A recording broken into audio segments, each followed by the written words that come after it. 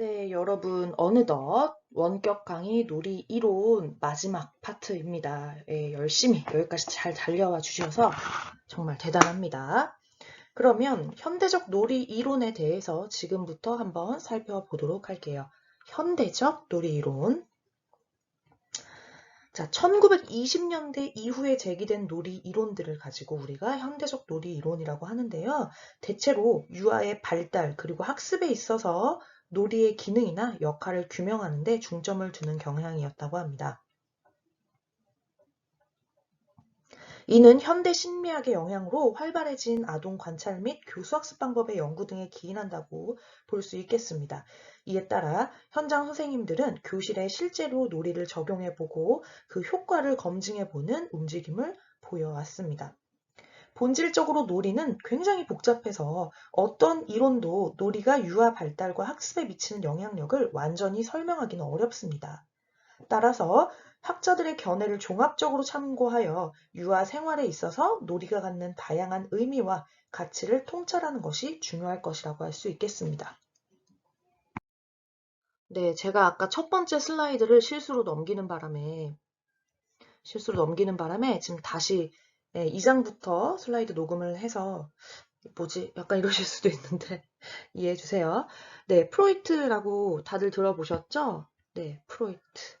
정신분석학자 프로이트를 중심으로 일단 정신분석 이론이라는 이론이 현대적 놀이 이론 중에 가장 첫 번째 이론입니다. 일단 프로이트라는 학자는요, 제일 중요하게 생각한 것이 바로 성과 본능이었어요. 욕구. 네, 이렇게 세 가지를 꼭 기억해 주시면 됩니다. 인간에게는 고유한 어떤 성적 에너지를 누구나 가지고 있는데 바로 리비도라는 것이에요. 네, 다른 그 전공 교과목에서 들어보셨을 텐데 일단 시작하도록 할게요.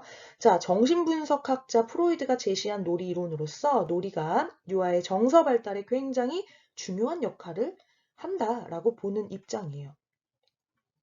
인간의 모든 행동에는 동기, 모티브가 있다고 본 프로이드는 유아의 놀이 역시 우연히 일어나는 것이 아니라 자신이 의식을 하든 안 하든 개인의 감정과 정서에 의해 결정된다고 보았던 것입니다.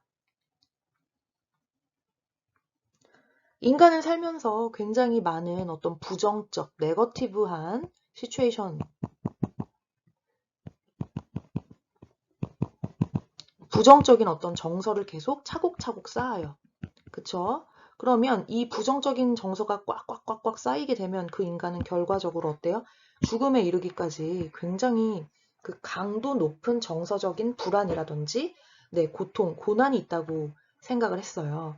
그런데 이 고통스럽게 쌓여가는 이 네거티브 시츄에이션에 의한 그런 스트레스와 부적 정서, 욕구의 불만족 이런 것들을 표출해내기 위한 가장 좋은 방식이 바로 놀이라고 봤다는 거예요. 정신적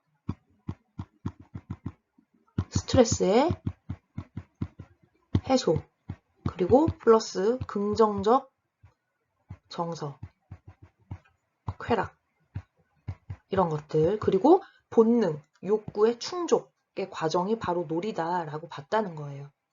그래서 유아는 놀이를 하면서 희망을 성취하고 기쁨, 긍정적 정서를 느끼며 고통스러운 경험을 감소시킨다라고 했던 거죠. 그래서 현대에 와서도 우리의 수없이 그 많이 지금 진행되고 있는 놀이 치료들, 플레이 테라피라고 하죠. 그런 것들이 전부 다 이 정신분석 이론에서 조금 상당 부분 이론을 가져왔다라고 봐도 무리가 아닐 것입니다. 프로이트의 놀이 발달 단계를 리비도, 성적 에너지라고 말씀드렸죠. 43페이지에 리비도라고 나왔어요. 리비도를 중심으로 한 심리성적 발달 단계와 연합하여서 설명을 하였는데, 자, 생후 1년, 뭐죠? 구강기죠, 구강기. 생후 1년, 구강기. 구강기에는 영아가 배가 고프지 않아도 손가락을 빨거나 입을 오물거리는 등 신체적 감각 활동을 즐기는 것을 볼 수 있다. 2단계 항문기에는 영아가 배변과 관련된 활동을 즐기는데 모래놀이, 물놀이 등을 하면서 더럽히고 젖게 하는데 적절한 대치 현상을 보여준다. 3단계 2에서 5세 딱 유아기죠. 그쵸? 남근기에는 유아의 성적 감각이 강해지면서 오이디푸스, 일렉트라 컴플렉스를 비롯한 모든 사회적 관계에서의 갈등을 해결해야만 하는 과제를 갖게 된대요. 이때 유아는 부정적인 감정, 스트레스, 소망 등을 놀이를 통해 투사하거나 대치함으로써 해소하고자 한대요.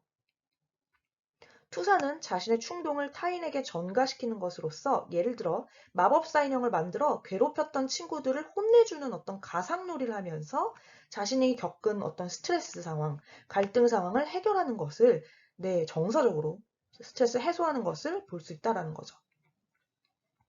대치라는 것은 대상을 덜 위협적이며 사회적으로 용납할 만한 것으로 바꾸는 것을 말하는데 예를 들어 새로 태어난 동생에 대한 미운 마음을 인형을 물속에 빠뜨리는 놀이로 해소하는 것을 볼 수 있다는 거예요. 자, 이 상황 여러분들이 학부모라고 생각해 보세요. 우리 집에 너무 소중한 딸이 있는데 너무 소중한 딸이 있어요. 근데 그 딸이 첫째야, 큰애야. 최근에 동생이 태어났어, 남동생이. 근데 이 딸아이가 갑자기 어느 날 목욕을 하고 있는데 인형을 하나 물속에 풍덩 빠뜨리더니 얘는 내 동생이야. 얘는 물속에서 죽었어. 하하하 하면서 막 웃고 있어. 그럼 여러분들 이 프로이트 이론을 모를 때는 어때요? 어떡해. 우리 딸이 혹시 소시오패스가 아닐까? 혹시 정서적으로 좀 큰 문제가 있는 거 아닐까? 이렇게 여기실 수 있는데 그게 아니라 아이는 어때요? 현실 상황에서는 동생에 대해서 어때요? 질투심이라든지 시기하는 마음이라든지 나의 소중한 부모님을 빼앗겼다라는 어떤 그런 자존감의 문제라든지 이런 것들을 그 인형에게 동생을 투사함으로써 자신의 부정적인 감정을 해소하게 되는 하나의 어떤 과정이 될 수 있다는 거죠. 뭐가요? 인형을 물에 빠뜨리는 놀이가요. 그렇기 때문에 교실 상황에서 아이들이 뭔가 좀 심각한 놀이를 하고 있어. 그렇다고 했을 때 반드시 그 아이에게 너 지금 뭐 하는 거야? 너 지금 친구한테 뭐라고 얘기했어? 어떻게 인형한테 그렇게 막 아픈 행동을 할 수가 있어요? 막 이러면서 바로 그냥 다그치거나 훈계를 할 것이 아니라 일단 그 아이가 왜 그랬는지 어떤 마음이었는지에 대해서 대화를 나눠보는 과정이 꼭 필요하다라고 볼 수가 있겠습니다. 또한 이 시기의 유아는 엄마 아빠를 동일시하죠. 아까 얘기했던 오이디푸스 컴플렉스라든지 일렉트럴 컴플렉스로요. 동일시하는 역할놀이에서부터 주변의 사회적 모델들을 모방하고 확장한 사회 극놀이에 이르러 다양한 어떤 정서 갈등을 해결하는 것을 볼 수 있다라고 볼 수가 있겠습니다.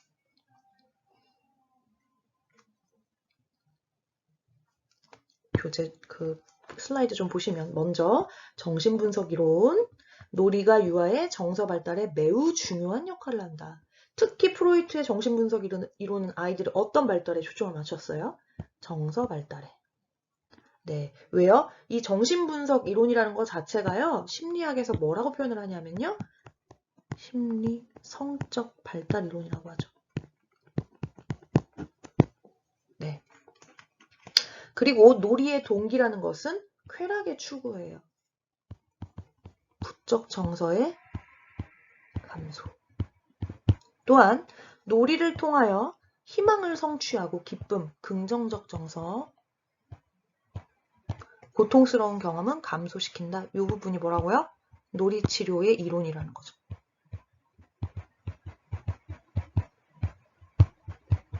놀이치료 이론의 근간이 되었다. 놀이의 발달 단계를 심리성적 발달 단계와 연합하여 설명했다. 요게 뭐예요? 구강기, 학문기, 남근기로 이어진다는 거죠. 그 이후는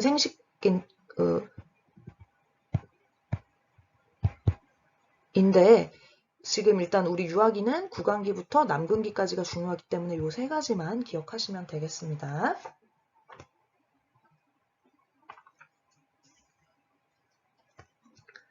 자, 그 다음 44페이지로 넘어가 보시면요. 뭐 정화 이론이라고 나와 있는데 그 부분은 뭐 그냥 눈으로 읽어보시면 좋을 것 같고요.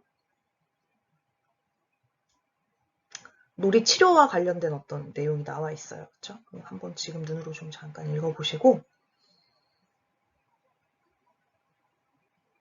네, 그냥 눈으로만 읽어보시면 될 것 같아요. 다 놀이 치료와 관련된 부분이기 때문에. 로 이제 넘어갈 것이, 네, 여기 정화, 반복, 강박, 그리고 인형놀이 뭐 이렇게 있는데 이 부분 그냥 넘어갈게요. 인지발달 이론 하면 제일 먼저 떠올리셔야 되는 학자는 삐아제입니다. 볼게요. 놀이에 대한 인지발달론적 관점은 삐아제를 중심으로 제기되었는데 그는 유아는 다른 사람, 사물, 놀이 자료와의 상호작용을 통해 세계에 대한 나름대로의 지식을 구성해 간다고 하였습니다. 유아는 알고 있는 것을 실제 생활에 활용하는데 이러한 유아의 능력이 잘 반영되는 장면이 바로 놀이다라고 했다는 거예요. 따라서 놀이를 통해서 유아의 발달 수준을 파악하고 통찰하게 된다는 거죠. 이는 지금 현재까지도 우리가 아이들의 놀이 관찰을 하는 이유가 되죠. 우리 놀이 관찰 왜 해요? 그 아이들의 흥미와 관심을 파악하는 것뿐만이 아니라 아이들의 어떤 발달 수준과 그 아이 자체에 대한 어떤 이해를 하게 되죠. 유아 이해 및 평가. 그렇죠? 그렇기 때문에 어떤 종합적인 전인적인 그 아이에 대한 평가를 위해서 우리가 놀이관찰을 하는 것은 삐아제의 인지발달 이론과 맥을 같이 한다라는 점 같이 기억해 주시면 좋을 것 같아요. 자, 삐아제는 놀이의 소산을 두 가지로 주장하는데 하나는 즐거움 그리고 하나는 적응이나 학습이다라고 보았다고 합니다. 이 부분은 꼭 밑줄을 좀 치시는 것이 좋을 것 같아요. 놀이의 소산이란 즐거움과 적응 또는 학습.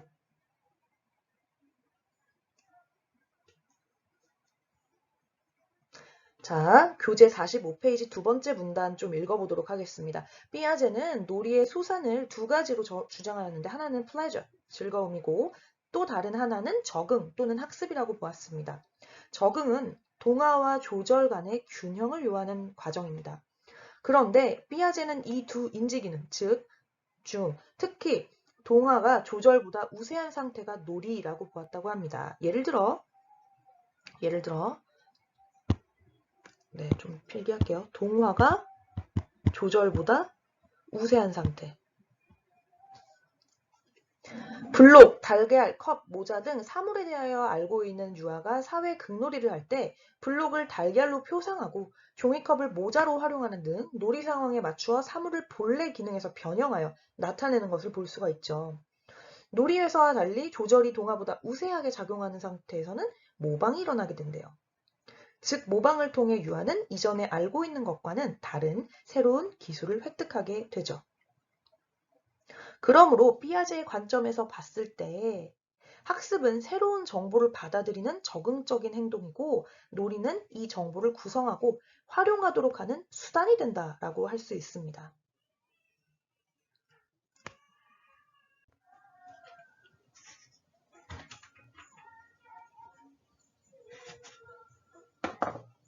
네, 또한 또 다른 삐아제 말고 또 우리에게 굉장히 중요한 학자의 이론이 있습니다. 브루너는 놀이의 목적보다 놀이의 과정을 중요시할 것을 강조하였다고 하죠. 이는 2019 개정 누리과정에서 결과보다 과정을 중시한다라는 어떤 과정지향성 놀이 중심 교육 과정의 중요성을 강조하는 것과 맥을 같이 한다라고 볼 수 있겠습니다.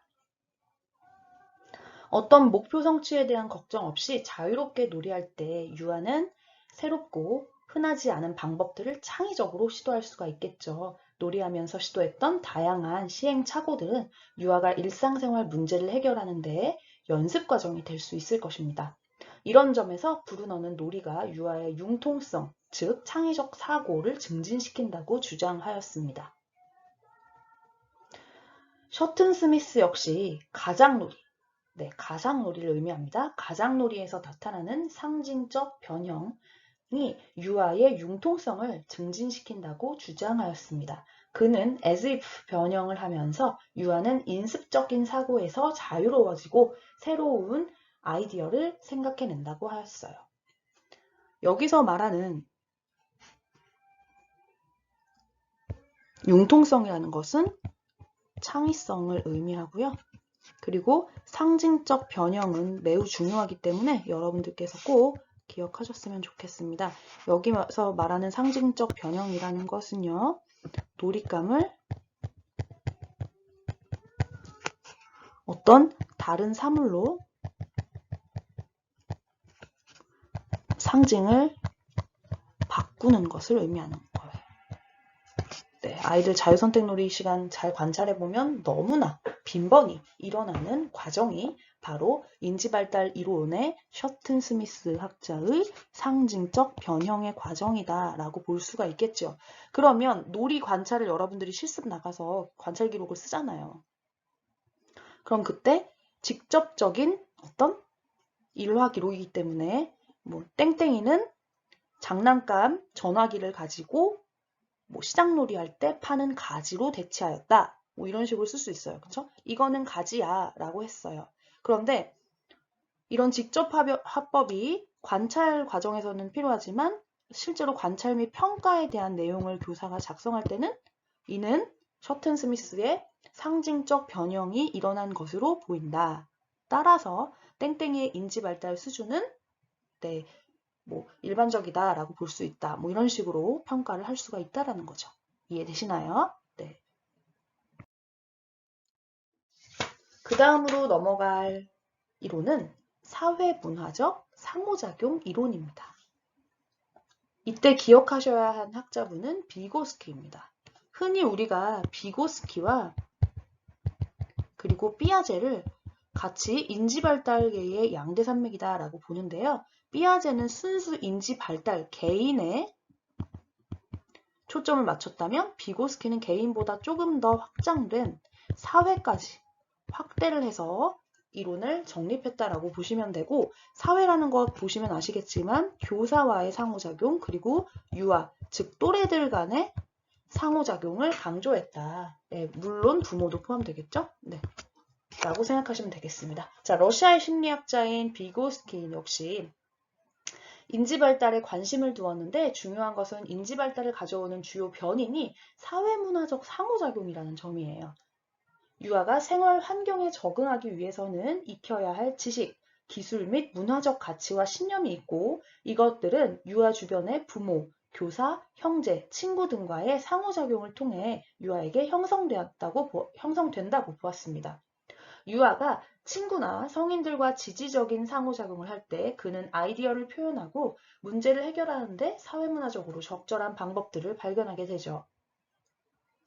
이러한 사회적 상호작용을 원활하게 하는 것이 바로 그 매개체가 놀이라는 거예요. 따라서 놀이는 인지 발달에 직접적인 영향을 담당한다고 보았습니다. 놀이를 많이 할수록 사회적 상호작용이 활발해지고 놀이, 사회적 상호작용 이는 곧 한 개인의 인지 발달을 촉진한다. 즉 놀이를 많이 하면 두뇌가 똑똑해진다. 입장이에요. 네. 이는 어때요? 과거의 고전적 어떤 이론에서 놀이는 쓸모없는 것이고 일과는 반대된다는 개념하고는 매우 다른 관점이라는 점, 네, 잘 살펴봐 주시기 바랍니다.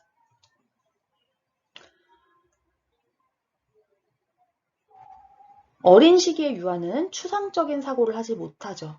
자, 5살 아이들에게 땡땡아, 사랑이 뭐야? 라고 물어보면 아이들은 대답할 수 있을까요? 자, 또 하나, 7살짜리 아이들한테 얘들아, 넌 정말 이 친구는 참 감수성이 풍부한 것 같아 라고 한다면 감수성이 뭔지 알까요? 네, 굉장히 추상적인 개념이기 때문에 잘 이해하지 못합니다.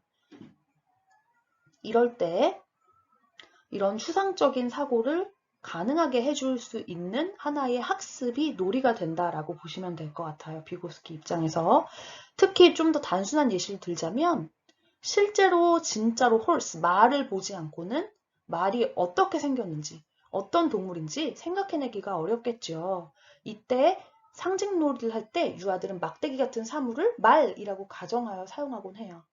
이것은 유아가 사물과 사물이 가진 의미를 분리시켰음을 뜻합니다. 즉, 추상적인 사고를 가능하게 한다는 것이죠.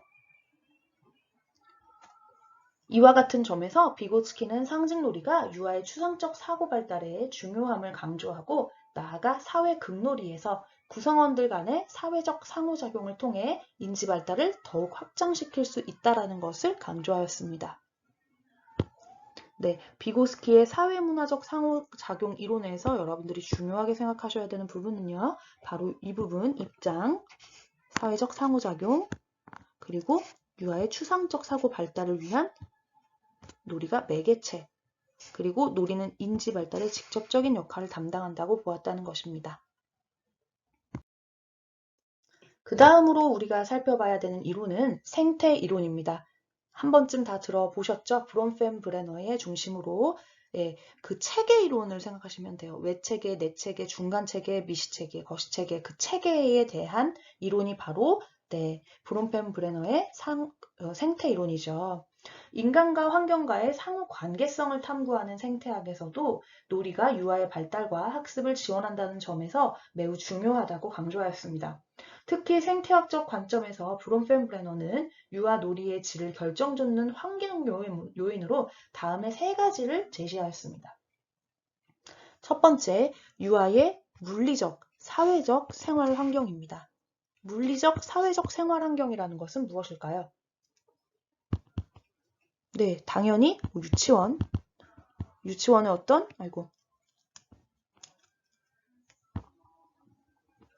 유치원의 놀이 환경, 그리고 사람, 유치원에서 만나는 사람, 그리고 가정 내 환경, 그 가정에서 만나는 사람, 기타 등등 그를 둘러싼 한 유아를 둘러싼 가족, 친구, 그리고 선생님 등 직접적으로 만나는 어떤 물리적 그리고 사회적 생활 환경, 그리고 두 번째 유아의 생활 문화권에 대한 역사적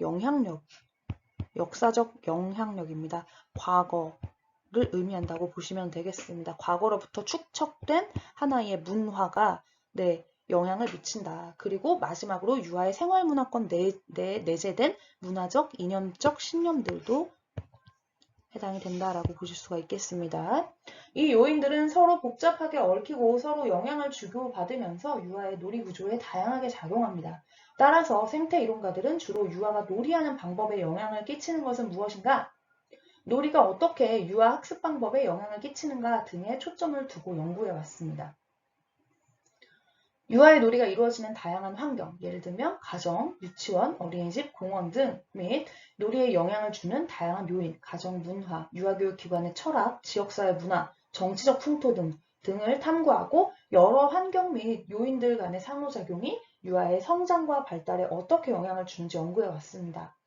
실제로 사회문화적 환경에 따라 유아들의 상상놀이를 연구한 스밀란스키에 의하면 중상류층 유아들이 저소득층 유아에 비하여 사회 극놀이의 참여도가 높았다고 합니다. 왜일까요? 네, 그 다음에 이유가 나와 있어요. 연구 당시에 스밀란스키는 저소득층 유아들이 비상상적이고 반복적이고 단순한 사물 의존도가 높았다고 하면서 놀이 결핍론을 제기하고 이를 보충하기 위한 놀이 훈련을 해야 된다라고 봤어요. 네, 왜 차이가 나오냐 하면요. 그 사회문화적 수준이 낮은 그런 가족에 있는 자녀들 같은 경우에는 정답이 되게 중요하다는 거예요. 정답. 왜냐하면 주로 부모님이 그건 안 돼. 그래, 그건 괜찮아. 이렇게 해야지 등 지시적인 상호작용을 많이 한 반면 그렇지 않은 기타 중상류층 그 부모님의 상호작용은 굉장히 수용적이라는 거예요. 그래, 어머, 너무 잘했다. 칭찬도 잘 해주고. 이렇게 해보는 것은 어떨까? 제안도 해보고. 그러다 보니까 아이들이 놀이 시에 창의적 사고를 통해서 변형 과정, 아까 전에 상징적 변형 기억나시죠? 상징적 변형의 빈도가 사회문화적 수준이 높은 중상류층 아이들은 굉장히 높았다는 거예요. 그 빈도가. 그래서 결과적으로 이 친구들은 추상적인 어떤 놀이가 가능한 반면 상대적으로 저소득층 같은 경우는 이러한 어떤 추상적인 사고가 일어나는 놀이보다는 단순 반복하는 놀이 있죠? 이렇게 몸을 활용하는 놀이라든지 미끄럼틀 타기라든지 아니면 뭐 블록 같은 걸 그냥 땅땅땅땅 두들기는 망치놀이라든지 이런 단순 반복적인 놀이가 많았다는 거예요. 예, 놀이 과정에서 그 아이가 충분히 창의적 사고가 확장될 만한 허용적인 분위기가 아니었다라는 것이죠. 네, 그렇게 이해를 하시면 되겠습니다. 그러므로 환경이 매우 중요하다라고 강조한 사람들이 바로 생태이론 학자들입니다.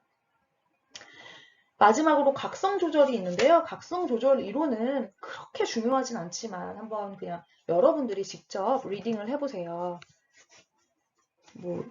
그 48페이지 보시면 이들에게 있어서 각성 조절 이론은 이제 뇌와 관련된 그런 이론을 펼친 학자들인데 이들은 놀이란 최적의 수준으로 각성을 유지하려는 중추신경계의 요구와 드라이브에 의해 야기되는 활동이라고 설명합니다. 되게 어렵죠, 여러분? 그래서 각성 조절 방법은 두 가지로 나누어지는데 하나는 자극 감소 활동, 다른 하나는 자극 추구 활동이에요.